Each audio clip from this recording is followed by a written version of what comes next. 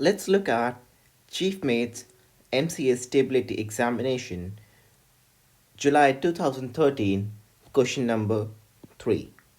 It says a vessel has the following particulars: displacement 12,300 tons, even keel draft of 7.69 meters, maximum breadth 20.66 meters, kg 7.95 meters, km 8.21 meters, kb 4.13 meters. Part A. Explain why this vessel will heel when turning. Part B. Calculate the angle and direction of heel when turning to starboard in a circle of diameter 580 meters at a speed of 15.5 knots. Note, assume 1 nautical mile is equals to 1852 meters and g is equals to 9.1 meters per second square, which is acceleration due to gravity on Earth. C. Calculate the new maximum draft during the turn in question 3b, assuming the midship cross section can be considered rectangular. We will be solving the numerical part of the question, which is part B and part C. We'll first of all make the drawing. So this is our box shaped vessel. This is the point keel K, point B, which is the center of buoyancy, point G, which is the center of gravity, and point M, which is the metacenter. What we are seeing right now is the transverse section of the vessel. So the distance from keel to center of buoyancy is called as kb, which has been given as 4.13 meters. It's given in the question. Distance from keel to center of gravity has been given as 7.95 meters in the question. The distance between keel and metacenter is given as 8.21 meters in the question. The draft of the vessel has been given as 7.69 meters. The width of the vessel has been given as 20.66 meters and it's in the question. For solving this question, we first need to calculate BG, which is the distance between center of buoyancy and center of gravity when looking at the transverse section of the vessel. So BG is equals to KG minus KB. So when we need to find out BG, this distance, we can straight away look at these two distances, and if we subtract this distance, which is KB, from this, which is KG, we'll get BG. So when we put in the values for KG and KB, we get 7.95 meters minus 4.13 meters, which will give us the final answer as 3.82 meters for BG. The second step is to calculate GM, which is the metacentric height. So metacentric height is calculated by Km minus Kg. So this is Km and this is Kg. If we take out this height from Km, what we'll be getting would be the Gm, which is also called as metacentric height.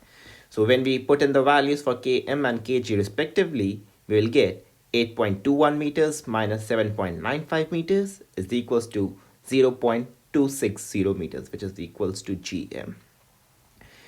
The third step is to calculate the velocity of the vessel. The speed of the vessel was given in knots, which was 15.5 knots. So we need to convert it in velocity so as we get the speed in meters per second. To convert speed into meters per second, what we will be doing is convert nautical miles, because this is nothing but nautical miles in 1 hour of time. So to convert 15.5 nautical miles into meters, we'll multiply it by 1852, because it was given in the question that assume 1 nautical mile is equals to 1852 meters. And to convert 1 hour, which was here in denominator, into seconds, we multiply it by 3600, because 1 hour consists 3600 seconds. So finally, what we need to do is multiply 1852 divided by 3600 times the speed. This will give us the speed in meters per second. When we solve this, we got speed as 7.97 meters per second. We'll now use the formula tan theta is equals to velocity square times bg, which is the distance between center of buoyancy and center of gravity, divided by the acceleration due to gravity on Earth, which is 9.81, which is given in the question. R is the radius of turn, and gm, which is the metacentric height distance between the km and kg, which was 0.260 meters. When we put in the values, we'll put the velocity of the vessel, which is 7.97 meters per second, which is this value, times pg, which is 3.82 meters, which has come from here, divided by g, which is acceleration due to gravity, which is 9.8 meters per second square, which is given in the question, times the radius, which is 290 meters. Now in the question, we have been given is the circle of diameter, which is 580 meters, but we need to use radius. So radius would be half the diameter of the circle. So 580 divided by 2 will get 290 meters. This is how this value comes up. Times the gm, which is 0.260 meters, which has been obtained here. Now we have written the formulas purposely because we will see the importance of converting the values from one form to the another. When we open up this bracket, which is 7.97 meters per second square, we'll get 63.5209, which is by getting 7.97 times 7.97. This is the answer what we got, the numerical answer. But we have the unit, which is meters per second also. So this is also getting squared. So we will get is meter square divided by second square.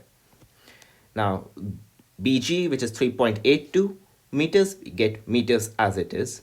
The acceleration due to gravity is 9.8 meters per second square because this is the unit of acceleration due to gravity, which is also given in the question. The radius is given us in meters, so this is 290 meters, so unit is there. And the distance between G and M is given as 0.260 meters. This is the unit. Before solving the numerical numbers, which are this 63.5209 multiplied by 3.82 divided by 9.81 multiplied by 0.290 times 0.260. We'll first look at the formula and the units. We can now say that this meter gets cancelled off with this meter, which is for the BG and GM. Then this meter square gets cancelled by these 2 meters, which again when multiplied together gets meter square. And this second square gets cancelled by this second square. So we can clearly see that there are no units left because everything has been cancelled. And that's what is required when we are calculating an trigonometric function, because trigonometric function has no units because it is just the ratio.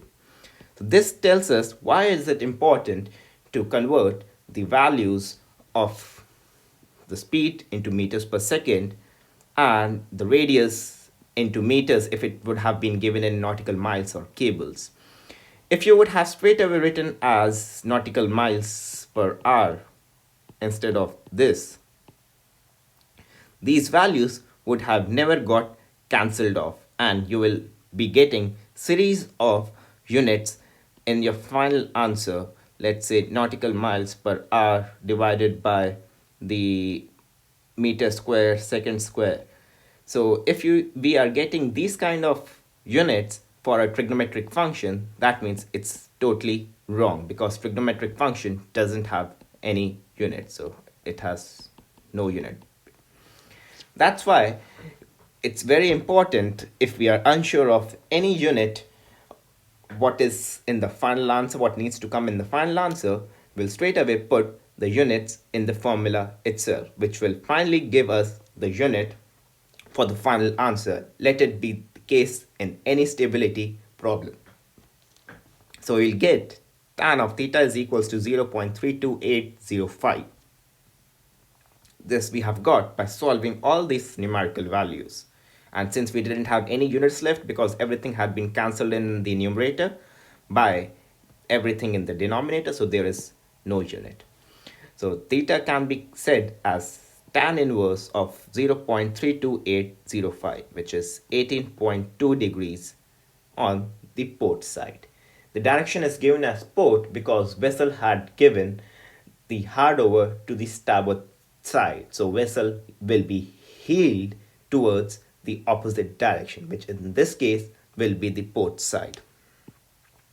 This is the answer to part B of the question.